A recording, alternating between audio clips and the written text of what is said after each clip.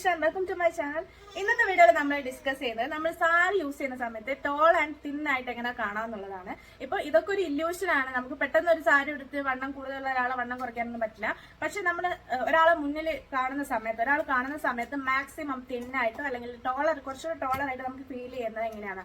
ചില സമയത്തൊക്കെ നമ്മൾ പറയാറില്ല, ഈ ഡ്രസ്സ് ഇടുമ്പോൾ നിനക്ക് അത്ര തടി തോന്നുന്നില്ല, അല്ലെങ്കിൽ ഈ ഡ്രസ്സ് ഇടുമ്പോൾ നമുക്ക് കുറച്ചുകൂടെ ഹൈറ്റ് തോന്നുന്നുണ്ട്. അപ്പൊ ഈ ഒരു ഇല്യൂഷൻ എങ്ങനെ ക്രിയേറ്റ് ചെയ്യാന്നുള്ളതാണ് ഇന്നത്തെ വീഡിയോയിൽ നമ്മൾ ഡിസ്കസ് ചെയ്യുന്നത്. അപ്പോൾ ഫസ്റ്റ് ടൈം ആണ് എന്റെ ചാനൽ കാണുന്നതെന്നുണ്ടെങ്കിൽ ബാക്കി വീഡിയോസ് ഒക്കെ എടുത്ത് കാണാൻ ഇഷ്ടപ്പെട്ടിട്ടുണ്ടെങ്കിൽ ചാനൽ സബ്സ്ക്രൈബ് ചെയ്യുക, നോട്ടിഫിക്കേഷൻ കിട്ടാൻ വേണ്ടി ബെൽ ബട്ടൺ കൂടെ ഇനാബിൾ ചെയ്യണം. എന്തെങ്കിലും സജഷൻസ് ഉണ്ടെങ്കിൽ കമന്റ് ചെയ്യാം. അപ്പൊ നമുക്ക് വീഡിയോയിലേക്ക് കിടക്കാം. ഫസ്റ്റ് പോയിന്റ് എന്താണെന്ന് വെച്ചാൽ നിങ്ങളുടെ സാരിയുടെ ഫാബ്രിക്കിനെ കുറിച്ച് നമുക്ക് പറയാം. സാരി ഫാബ്രിക് മാക്സിമം തിൻ ആയിട്ടുള്ള ഫാബ്രിക്, ഫ്ലോയി ആയിട്ടുള്ള ഫാബ്രിക് എടുക്കാൻ വേണ്ടി ശ്രദ്ധിക്കുക. അപ്പൊ നിങ്ങൾ ചോദിക്കുക ഏതൊക്കെയാണ് ഈ ഫ്ലോയി ആയിട്ടുള്ള fabric. For example georgette flowy ആയിട്ടുള്ള ഫാബ്രിക് ആണ്, ഷിഫോൺ ഉണ്ട്, ചിനോൺ ഉണ്ട്, അതേപോലെ ക്രേപ്പ് സിൽക്ക് ഉണ്ട്. അങ്ങനത്തെ കുറച്ച് തിൻ ആയിട്ടുള്ള ഫാബ്രിക്സ് അധികം ഫ്ലോയി ആയിട്ടുള്ളതാണ് കൂടുതൽ നല്ലത്. അല്ലാത്ത പക്ഷം നിങ്ങളിപ്പോൾ ഒരു സിൽക്ക് സാരി ആണ് യൂസ് ചെയ്യുന്നതെങ്കിൽ സോഫ്റ്റ് സിൽക്ക് സാരി, അപ്പൊ എന്താ അത് കുറച്ചുകൂടി ഫ്ലോയി ആയിരിക്കും, കുറച്ചുകൂടി തിൻ ആയിരിക്കും. ഇങ്ങനത്തെ കേസിൽ നിങ്ങൾക്ക് സാരിക്ക് കുറച്ചുകൂടി ഒതുക്കം കിട്ടും. ഇനി അല്ലാത്ത ഫാബ്രിക്സ് ഏതൊക്കെയാന്ന് വെച്ചാൽ നല്ല കട്ടിയുള്ള സിൽക്ക് സാരീസ്, അതേപോലെ തന്നെ ഓർഗൻസ സാരീസ്, അതേപോലെ റോ സിൽക്കിൽ വരുന്ന സാരീസ്, പിന്നെ ഏതാ പറയാ നമ്മള് ഓർഗാൻഡി സാരീസ്. ഇപ്പൊ കോട്ടൺ സാരി തന്നെ ഭയങ്കര സ്റ്റിഫ് ആയിട്ടുള്ള കോട്ടൺ സാരീസ് ഒക്കെ ഉണ്ടാവും, കുറച്ച് കട്ടി കൂടുതൽ ടൈപ്പ് അങ്ങനത്തെ സാരീസ്. അപ്പൊ ഇങ്ങനത്തെ സാരീസ് കൊടുക്കുന്ന സമയം നമ്മൾ ഓൾറെഡി ആ സാരിയുടെ മുകളിൽ തന്നെ ഒരു വീതി പോലെ തോന്നും. അപ്പൊ നമുക്ക് അധികം തിന്നായിട്ട് ഫീൽ ചെയ്യില്ല. നമുക്ക് ഉള്ള വണ്ണത്തിനേക്കാട്ടും കൂടുതൽ വണ്ണം അത് കൂട്ടുകയാണ് ചെയ്യുക. അതുകൊണ്ട് തന്നെ എപ്പോഴും നല്ലത് ഈ സോഫ്റ്റ് ആയിട്ടുള്ള, അതേപോലെ ഫ്ലോയി ആയിട്ടുള്ള, തിൻ ആയിട്ടുള്ള ഫാബ്രിക്സ് ചൂസ് ചെയ്യാൻ വേണ്ടി ശ്രദ്ധിക്കാം. പിന്നെ അടുത്തൊരു പോയിന്റ് എന്ന് പറയുന്നത് കളറിന്റെ കേസിലാണ്. അപ്പൊ കളേഴ്സ് നിങ്ങൾ ഡാർക്ക് ഷെയ്ഡ്സ് ആണ് എപ്പോഴും വണ്ണം കുറയ്ക്കാൻ വേണ്ടിയിട്ട് നല്ലത്. അതായത് ലൈറ്റ് ടോണിന്റെ പ്രത്യേകത എന്താണെന്ന് വെച്ചാൽ നമ്മുടെ കേർവ്സിനൊക്കെ അത് ഹൈലൈറ്റ് ചെയ്യും. അപ്പൊ നമ്മളിപ്പോൾ പേസ്റ്റൽ കളറുള്ള ഒരു സാരിയാണ് യൂസ് ചെയ്യുന്നതെങ്കിൽ ജസ്റ്റ് നമ്മളിപ്പോൾ ഹിപ്പിന്റെ കർവ്, അതേപോലെ ചെസ്റ്റിന്റെ കർവ് ഒക്കെ ഇത് നല്ല രീതിയിൽ വിസിബിൾ ആക്കും.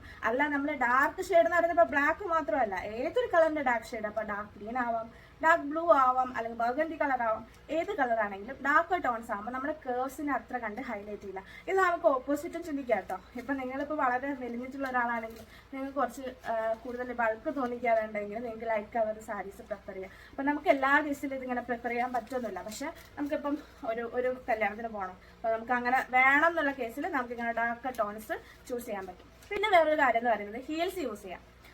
ചിലപ്പോൾ എല്ലാവർക്കും ഹീൽസ് കംഫർട്ടബിൾ ആവണമെന്നില്ല.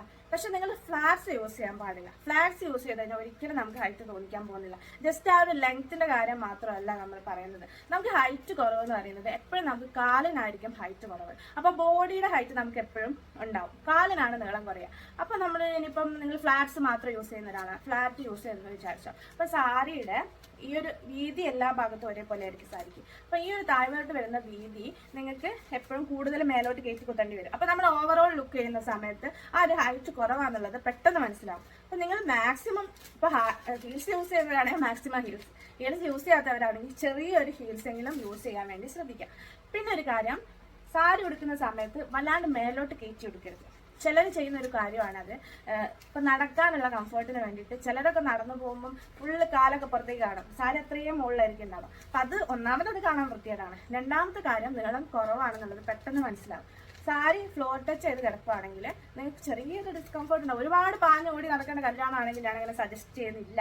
അല്ലാത്ത കേസിൽ നിങ്ങൾ ജസ്റ്റ് ഒരു ഗസ്റ്റ് ആയിട്ട് പോയി ഇരുന്നുകൊണ്ട് വരുന്ന കല്യാണങ്ങളാണെങ്കിൽ കുറച്ച് താഴോട്ട് ഇറക്കിയിട്ട് കഴിഞ്ഞാൽ നിങ്ങൾക്ക് കുറച്ചുകൂടി ഹൈറ്റ് ഉള്ള പോലെ ഫീൽ, കാണാൻ ഭംഗിയുണ്ട്.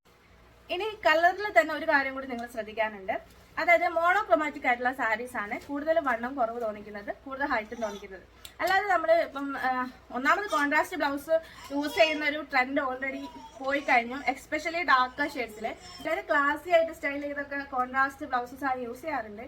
അല്ലാത്ത പക്ഷം നിങ്ങളിപ്പം pink colour sari, green colour blouse, അങ്ങനത്തെ കാര്യങ്ങൾ ഇപ്പോൾ ഓൾറെഡി ഔട്ട് ഓഫ് ഫാഷൻ ആണ്. നിങ്ങൾ സാരി കോൺട്രാസ്റ്റ് എടുക്കാതെ മോണോക്രോമാറ്റിക്, അതായത് ഒരേ ഷെയ്ഡിന്റെ തന്നെ ഒരേ കളറിന്റെ ഡിഫറെന്റ് ഷെയ്ഡ്സ് വരുന്ന സാരികൾ, അതിന്റെ മുകളിൽ പ്രിന്റ് ആണെങ്കിലും വർക്ക് ആണെങ്കിലും ആ ഒരു കളറിന്റെ തന്നെ ഷെയ്ഡ്സ് ആയിരിക്കണം. അല്ലാതെ പല പല കളറുകൾ മിക്സ് ചെയ്ത് വരുന്നത് എടുക്കാതെ സിംഗിൾ ഷെയ്ഡ് ആയിട്ടുള്ള സാരി, അത് ബ്ലൗസും സാരിയും ഒരേ ഷെയ്ഡിൽ വരുന്നത്, അങ്ങനത്തെ സാരീസ് എടുത്താൽ കുറച്ചുകൂടി നല്ലതായിരിക്കും. പിന്നെ വേറെ ഒന്നാണ് ബോർഡേഴ്സിന്റെ കേസ് പറയാം.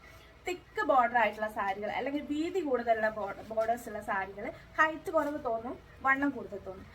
കട്ടിയുള്ളതാണെങ്കിലും നമുക്ക് ഓൾറെഡി ഇങ്ങനെ ചെറുത്ത് നിൽക്കും. അപ്പൊ ഓൾറെഡി നമുക്ക് വണ്ണം കൂടുതൽ തോന്നും. അല്ല വീതി കൂടുതലാണെങ്കിൽ ഇപ്പൊ നമുക്ക് ഹൈറ്റ് കുറവുള്ള ഒരാളാണെന്ന് വിചാരിച്ചു, അപ്പൊ ബോർഡറിന്റെ ഭാഗത്ത് നമുക്കൊന്നും ചെയ്യാൻ പറ്റില്ല. നമ്മൾ എപ്പോഴും സാരി അഡ്ജസ്റ്റ് ചെയ്യുന്നത് ഈ ഒരു പോർഷനിലാണ്. അപ്പൊ നമ്മൾ ഉള്ളോട്ട് കുറച്ചുകൂടി കയറ്റി കുത്തുന്ന സമയത്ത് ആ ഒരു ബോർഡർ ചിലപ്പോൾ നമ്മളെ മുട്ടുംകാല് വരെ എത്തും. അപ്പൊ അങ്ങനെ ഹൈറ്റ് കുറവാണെങ്കിൽ ബോർഡർ കുറച്ചുകൂടി വീതി കുറവുള്ള, അതായത് തിക്കാവാത്ത തിന്നായിട്ടുള്ള വീതി കുറവുള്ള ബോർഡേഴ്സ് ചൂസ് ചെയ്യുന്നത് കുറച്ചുകൂടി നല്ലതായിരിക്കും.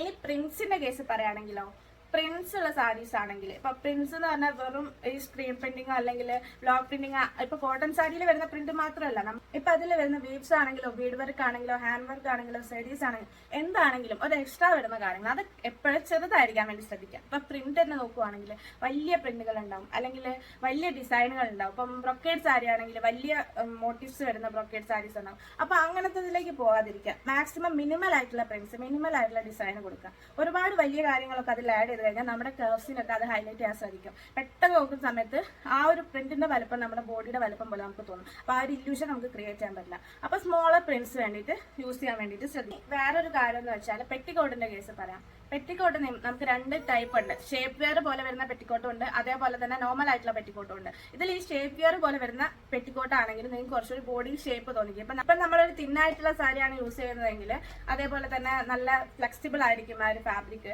അപ്പൊ നമ്മൾ സാരിയിൽ പെറ്റിക്കോട്ട് ഷേപ്ഡ് ആയിട്ടുള്ള പെറ്റിക്കോട്ട് യൂസ് ചെയ്യുന്ന സമയത്ത് നല്ല കർവ്സ് ഒക്കെ നല്ല ഭംഗിയിൽ നിൽക്കും. അപ്പം അത് നല്ലൊരു ഓപ്ഷൻ ആണ്. ഇൻ കേസ് നിങ്ങൾ അതിൽ കംഫർട്ടബിൾ അല്ലെങ്കിൽ ചിലർക്ക് നടക്കാനിരിക്കാനൊക്കെ ബുദ്ധിമുട്ടായിരിക്കും.